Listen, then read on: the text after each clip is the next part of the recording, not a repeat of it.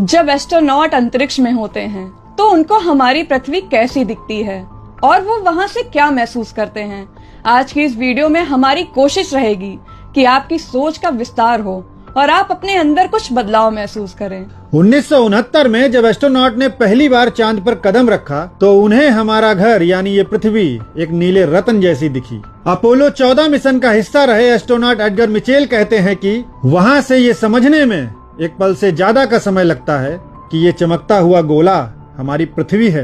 एक फिलोसफर ने कई एस्ट्रोनॉट से बात की और उन्होंने बताया कि वहाँ से वो पृथ्वी को देखकर महसूस करते हैं कि जीवन कितना छोटा और अनमोल है। वहाँ से देशों की सीमाएं नहीं दिखती, वहाँ से देश नहीं दिखते, वहाँ से धर्मों में बटा इंसान नहीं दिखता, सब एक में जुड़े हुए महसूस होते हैं। वहाँ से इंसान के जीवन को समझने पर उन्हें ये महसूस होता है कि वो इंसान कितना छोटा है जो पड़ोसी से पार्किंग के लिए झगड़ा कर रहा है। उन्हें महसूस होता है कि वो इंसान जो किसी पद के लिए परेशान है वो भी कितना छोटा सोच रहा है। कोई सोशल मीडिया पर कम लाइक्स को लेकर परेशान है, कोई ये सोचकर परेशान है कि दूसरे लोग उनके बारे में क्या सोचेंगे। ये सब बातें वहाँ से बिल्कुल व्यर्थ मालूम पड़ती हैं। उन्होंने बताया कि वहाँ से खुद के अस्तित्व को देखने पर वो पूरी तरह बदल जाते हैं। बहुत से लोग अब सोचेंगे कि हम तो चांद पर जा ही नहीं सकते तो हम खुद को कैसे बदलें। तो सुनिए, आप भी खुद को बदल सकते हैं बिना चांद पर जाए।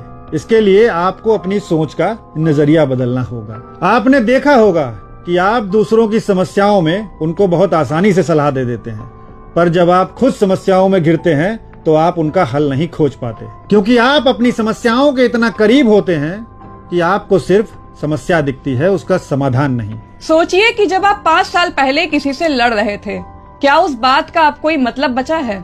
या आज जो आप कर रहे हैं 10 साल बाद इस बात का कोई मतलब रहेगा? कभी किसी बड़े पहाड़ के सामने खड़े हो जाइए और बस देखिए, कभी किसी समुद्र के सामने खड़े हो जाइए और बस देखिए और महसूस करिए अपने अस्तित्व को।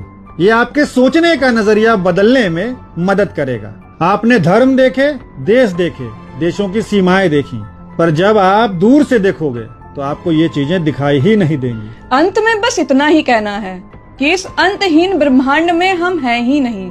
और यदि कभी ये संभव हो पाए कि हम इस पृथ्वी से थोड़ा दूर होकर भी इंसानों को देख सके, तो उस दूरी और पैमाने में इंसान हमें बिल्कुल वैसे दिखेंगे जैसे माइक्रोस्कोप में हमें बैक्टीरिया दिखते हैं। और ये बैक्टीरिया इस अंतहीन ब्रह्मांड में खुदा का अस्तित्व ढूंढ रहे हैं, जिन्हें खुद अपने घर के बारे में ठीक ठीक नहीं पता।